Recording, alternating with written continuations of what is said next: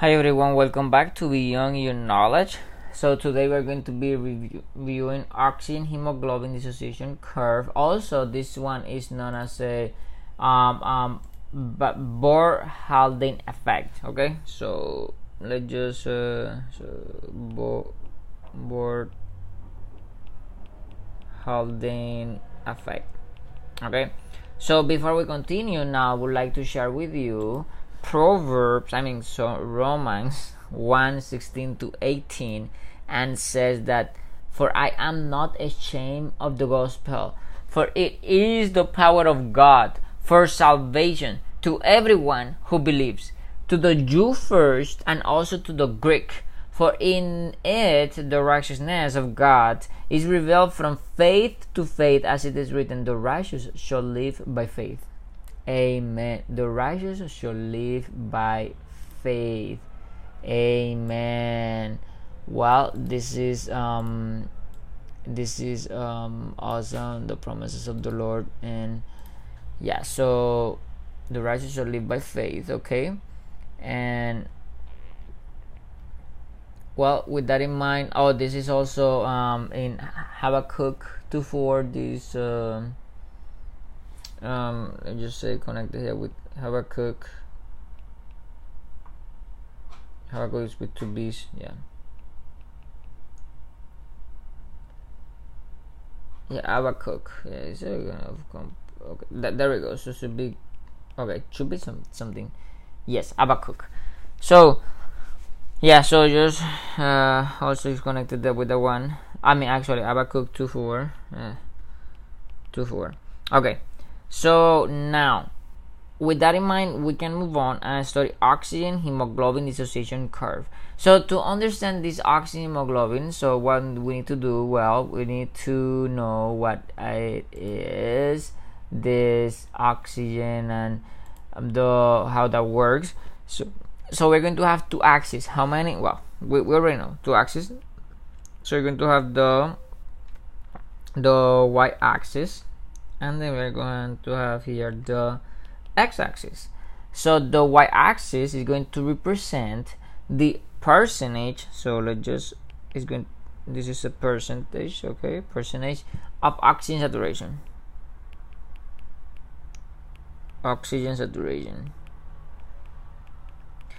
So this one is going to be, for example, on 50%. Let me just move this a little bit more here, because otherwise we will not have room for the numbers. So remember, it's just 0 here. Okay, then we have 50. How is this 15? This is 15. Okay, 50%, and then we have 100% here. Got it? Yes. On the other side, on the other one, which is the x-axis, so we are going to be checking the oxygen pressure, which is PO2, and we measure this in millimeters of mercury. Okay, so how it's going to be? Well, from until 102 as well, so it will be 25, 50, 75, and 100. Okay, so here we have so 50 is high button, and then 25. Okay, it's something like this. Yeah, so it would be okay. Now here we need to know the normal. This blue line is going to be the normal. So you go here, you go increase here to the 25%. No, the x-ray should be a little bit better, so just go here. Okay, so and then from there you need to reach, so a point here. So when do we reach the 100%? I will let you know. We reach the 100% in 100. Okay, so when you reach the 100 here, so here you should read the 100% right there, right in that dot. So that curve should go, and then when you have 75%, 75 of pressure, so you should be in approximately 90 something. So you look for the 90s here. It's approximately You look at just probably around here. Oops, sorry, I lost it. So 75 here, and then 100, so it should be here. Okay, yeah, so you see, yeah, the line should go there. So let's just draw now.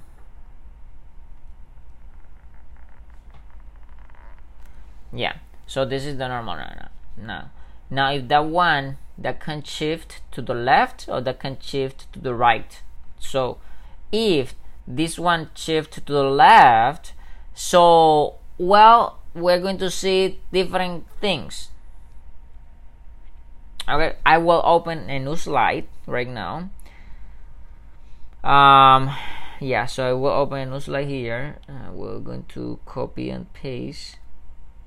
Oops, sorry, I think that I did the wrong thing. So I just copy and paste because okay, so now put a new slide here. We just paste it. We're going to do a little bit more smaller here because we need some more room to write. Okay, so and now I'm going to put this on the top. Okay, and yeah, so it's the y-axis. Oops, sorry. Just put this a little bit here to the corner. So we're going to what? Yes. Now we're going to draw the other. See if we go to the left or if we go to the right. Got it? So if we go to the right, you're going to be represented by red. So and then if you see this one start to go very high, I will show you. Start to come very high. Basically, when you are in approximately 30%, you are almost in 97. When you are approximately here, so here you are approximately that. So that point, a little bit more down. So here it's getting more high. Okay, so eliminate this. That's the pattern. How does go up? Okay. And then it's going to be 100% basically when you are in the 50s.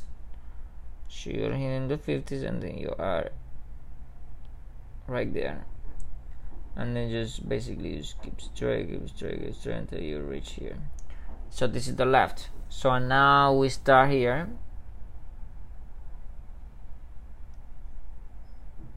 Okay, all this is the left, shifting to the left. Okay, so now who is going to be there? So let me just right here, this is left, shift, caused by three things. One is left, so decrease. So decrease the protons, hydrogen, and then it's going to increase your pH. Okay, so then the other cause is the number one. The cause number two is decrease your 2,3-DPG, which DPG stands for BPG. So BPG, yeah. So and I will write it here. So in this corner, BPG. So 2,3-BPG stand for B-phosphoglycerate. B-phosphoglycerate. Got it? Now one more thing is going to shift this curve to the left beside to decrease your protons, which increase your pH, and to decrease your bisphosphoglycerate. So the third cause is going to be when the patient decrease the temperature, and that is a way that people used to just to remember. So well, this is like an idea. Think lungs L for left shift. Okay. Yeah, so now what about if you go to the right? So to the right, you have you're reaching 100% when you are, yeah, so basically it's going to be approximately here. Well, I will use another color beside that one, so probably green. You see, green looks better. I just used green. And then, yeah, so here in 50 you have approximately 75. So we go here 75 tube, and we go 50. Yeah, so right there. Then we start the line. Oh wow, so this one go here, start to go up here, and then go up there. Yeah, so this one start to go up, I mean reach the highest almost in 100, I mean 90s, but here in 75, and I mean 75 and 75 is just the right shift, so we'll be here. So let's just talk about right shift right now.